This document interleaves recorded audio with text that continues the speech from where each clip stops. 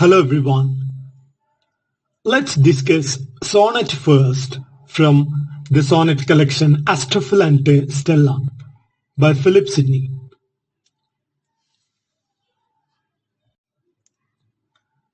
Sonnet first, Astrophel and Stella, composed during 1580s, published in 1591, that is posthumously published.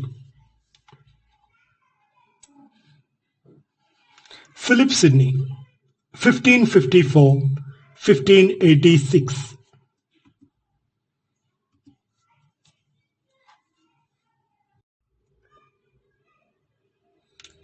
Astrophel and Stella is one of the first sonnet sequences in English literature, written in the 1580s.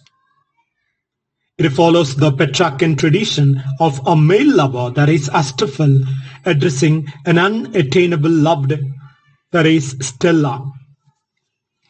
The sequence reflects Philip Sidney's personal experiences, possibly his love for Penelope Davrocks, who married someone else. Summary of the poem. The poem establishes the central conflict of the entire collection, that is Astrophel's or the speaker's deep love for Stella, his struggle to communicate his emotions effectively through poetry, and his ultimate realization that true poetry must come from the heart rather than from artificial literary devices.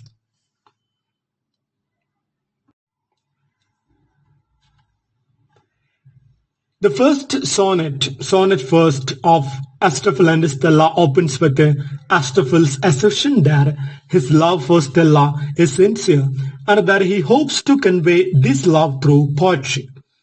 His goal is not only self-expression but also persuasion.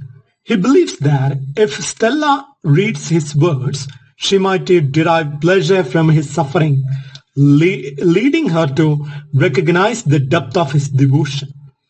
This recognition, he hopes, will stir her compassion, and ultimately that compassion will transform into love. This chain of reasoning reveals Astrophel's belief that poetry has the power to shape emotions and influence the beloved's heart. However, despite his determination, Astrophel struggles to find the right words. He spends time studying and analyzing other poets' works, hoping to draw inspiration from them. He believes that by reading great poets, he might be able to discover the perfect phrases and poetic techniques to express his love. However, this approach proves to be ineffective. Instead of gaining clarity, his mind becomes overwhelmed and fatigued, symbolized by the metaphor of a sunburned brain. His excessive reliance on scholarly techniques and imitation prevents him from writing with authenticity.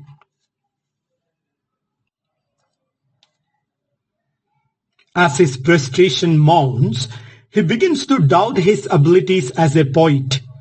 His words emerge hesitantly and lack the fluidity he desires. He realizes that true poetic invention is a natural process. Yet his excessive study and imitation have stifled his creativity. He metaphorically describes his struggle as a difficult childbirth, where he feels great with a child that is full of ideas, but unable to deliver his thoughts properly.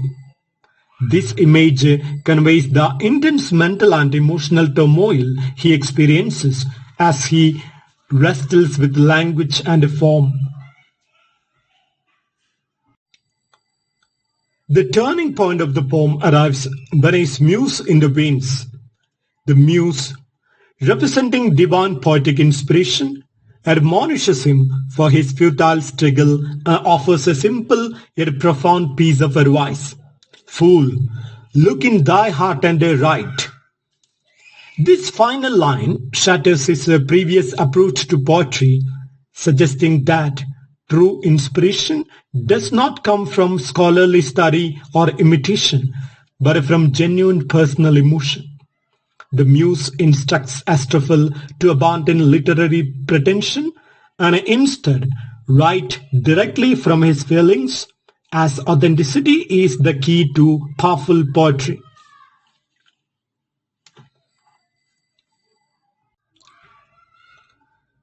This sonnet first establishes one of the key thematic concerns of Astrophel and Stella, the conflict between artificial poetic craftsmanship and a genuine emotion. It also foreshadows Astrophel's ongoing struggle with an unfulfilled love, as even his most heartfelt expressions may not be enough to win Stella's affection. By opening the sequence with this self-reflective poem, Philip Sidney sets the stage for a deeply introspective and emotionally charged journey through love, frustration, and poetic aspiration. Themes in Sonnet first: love as a suffering, the power of poetry, authenticity versus artificiality. Love as suffering. Astrophel presents his love as a painful yet a noble experience. The power of poetry. He believes poetry can evoke emotions and change Stella's heart. Authenticity versus artificiality. The poem critiques the excessive reliance on literary conventions instead of true emotion. Literary device is used in the poem: alliteration and assonance. That is, pleasure might cause her read, reading might make her know. Repetition of sounds for emphasize. Personification. The poet's muse speaks to him, guiding him towards sincerity. Metaphor. His sunburned brain symbolizes mental exhaustion from excessive study.